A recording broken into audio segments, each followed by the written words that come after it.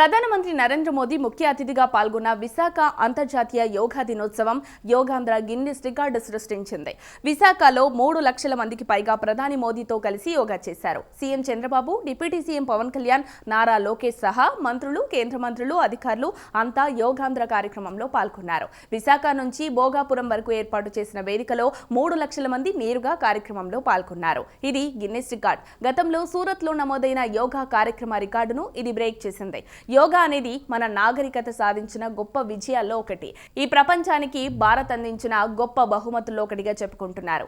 యోగా శరీరం, మనస్సు మధ్య సమతౌల్యం ఏర్పరుస్తుంది. జీవితంలో ఎదురయ్యే సవాళ్లను ఎదుర్కొనే సామర్థ్యాన్ని పెంచుతుంది.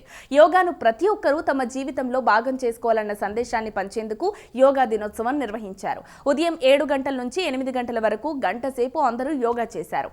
ప్రధాని మోదీ, చంద్రబాబు, లోకేష్, పవన్ కూడా గంట సేపు అందరితో పాటు యోగా చేశారు. 3 లక్షల మంది పూర్తి స్థాయిలో ఏకాగ్రతతో ఈ కార్యక్రమంలో యోగా చేశారు.